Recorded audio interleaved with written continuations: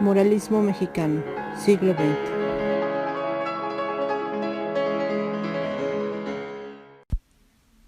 El muralismo del siglo XX, en palabras de Vasconcelos, es el renacimiento del arte en México.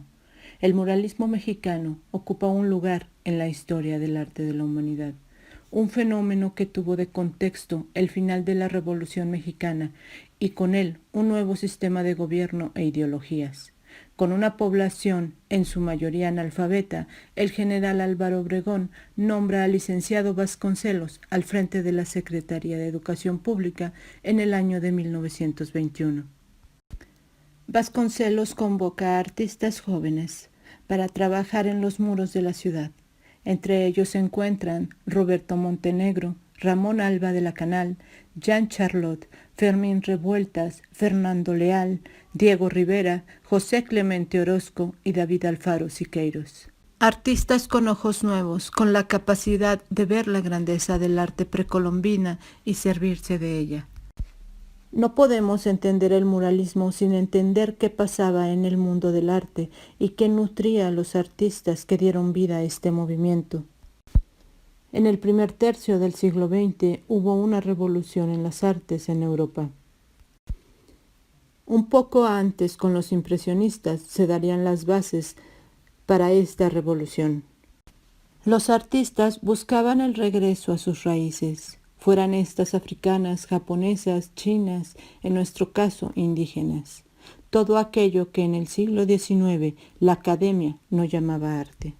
El primer mural del programa de educación de José Vasconcelos es El árbol de la vida de Roberto Montenegro en el año de 1922, en el Colegio Máximo de San Pedro y San Pablo. Roberto Montenegro, artista mexicano, trabaja en el exconvento de San Pedro y San Pablo en un mural titulado El árbol de la vida o árbol de la ciencia, donde representa al hombre como eje del universo. Las 12 mujeres al pie del árbol representan los frutos de la vida. En este mural podemos ver símbolos masónicos, las ramas decoradas con arte popular mexicano. En él, unida la naturaleza y la sabiduría.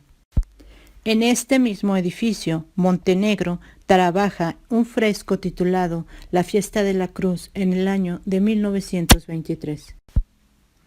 Ramón Alba de la Canal, artista mexicano, estudiante de San Carlos y de la Escuela al Aire Libre de Coyoacán, dirigida por Ramos Martínez, es convocado por Vasconcelos para realizar un fresco en la Escuela Nacional Preparatoria. En palabras del artista Ramón Alba de la Canal, fue un mural donde se expresa cómo los españoles implementaron la cruz por encima de la religión indígena. Fue un mural de protesta. Fernando Leal, artista mexicano, realiza el mural titulado Los danzantes del Chalma en el año de 1922. Producto de una concepción ideológica y conocimientos técnicos, se encuentra en el cubo de la escalera del patio grande del Colegio de San Ildefonso en el tercer tramo de la escalera.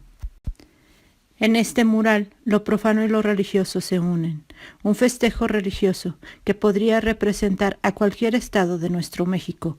Danzantes, podemos observar niñas con vestidos blancos, coronas en la cabeza, rostros alegres festejando una deidad. Jean Charlot, artista francés, realiza un fresco en el año de 1922 en el Colegio de San Ildefonso, un fresco y encáustica, titulado La masacre en el Templo Mayor. Se encuentra en el cubo de la escalera, en el que vemos representados a Diego Rivera, Fernando Leal y al mismo artista Jean Charlot observando una escena terrorífica. Jean Charlot se inspira por la batalla de San Ramón de Paulo Uchero para representar el ataque de los españoles a los mexicas que se encuentran celebrando a Huitzilopochtli. Colocados en la parte superior derecha de la escalera están representados los españoles como entes de metal. Nada en ello es humano. No existen rostros humanos que nos indiquen vida. Del lado izquierdo vemos a los mexicas ataviados de penachos y joyas, sus rostros de sorpresa y asco, sus manos al pecho, nos indican su incapacidad de resistencia por su desigualdad bélica. En este mural podemos observar cómo la forma de vida de un pueblo está teniendo fin. Fermín Revueltas, artista mexicano, trabaja en un mural en encáustica en la Escuela Nacional Preparatoria titulado Alegoría de la Virgen de Guadalupe. Nos fascina el porqué de la elección de su tema siendo ateo radical. Pero nadie mejor para plasmar que un ateo el concepto y manipulación de un ídolo religioso de esta envergadura. En forma piramidal se encuentra la Virgen a la cabeza, inmaculada, majestuosa, cubriendo al centro y debajo de ella al pueblo víctima de ese mestizaje, indígenas, negros, españoles, y en las dos esquinas, dos mujeres mestizas. Expresa las creencias populares, la eterna necesidad de un pueblo indefenso, una imagen que representa el poder económico que está siempre por encima del pueblo, el cual necesita protección. Diego Rivera, artista mexicano. Su primer mural en el movimiento fue La Creación, en el año de 1922. Realizado a la encáustica con 110 metros cuadrados, este mural expresa la creación científica y artística, y lo realiza en la Escuela Nacional Preparatoria en el Anfiteatro Simón Bolívar. Con influencias italianas y bizantinas podemos observar al centro del muro un hombre resurgir con los brazos en cruz, abiertos al conocimiento. La energía primaria o el creador se representa por un círculo azul del cual brota energía. A los lados, dos escenas, al pie de cada una mujer y un hombre sentados de espaldas desnudos, observando. Del lado derecho podemos ver la representación de la poesía erótica, la fábula que viste de azul y oro, la tradición con un vestido carmesí y la tragedia con su rostro cubierto con una máscara teatral. Las figuras con aureolas atrás de ellas representan a las 4 virtudes cardinales o morales, de las que habló Platón en la República: la prudencia, la justicia, la fortaleza y la templanza. Del lado izquierdo, la música está representada con una joven que lleva entre sus manos una doble flauta. El canto, vestido de rojo con 2 manzanas de oro en el regazo. La comedia con trenzas y rebozo. La danza está de pie con los brazos en alto. Podemos observar la representación de las 3 virtudes teologales con aureolas: la esperanza, la fe y la caridad. 2 figuras aladas sentadas sobre nubes simbolizan la ciencia y la sabiduría. José Clemente Orozco, artista mexicano, trabaja en más de 20 frescos en el Colegio de San Ildefonso. Entre ellos encontramos La Maternidad, de 1923, La Trinchera, de 1926, Destrucción del Viejo Orden, 1926, La Huelga, 1924, La Trinidad Revolucionaria, 1923, El Banquete de los Ricos, 1923, Los Aristócratas, 1923. En el año de 1923 trabaja los frescos Alcancía, Basura Social, El Acecho, La Libertad, El Juicio Final, La Ley y la Justicia, Franciscanos. David Alfaro Siqueiros, artista mexicano, trabaja en la Escuela Nacional Preparatoria en el año 1923 en el cubo de las escaleras del patio de los novicios. 4 frescos y encáustica titulados La Alegoría de los 5 Elementos, El Entierro del Obrero Sacrificado, Los Mitos y el Llamado de la Libertad. Con estos 7 artistas y sus trabajos vemos nacer el muralismo mexicano del siglo XX.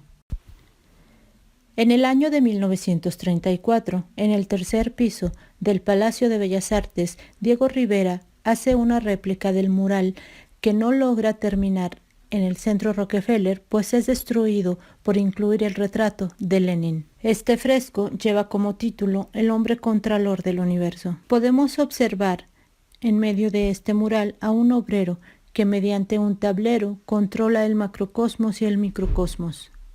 El cosmos es representado mediante unas aspas en cruz. El obrero controla la vida misma del universo.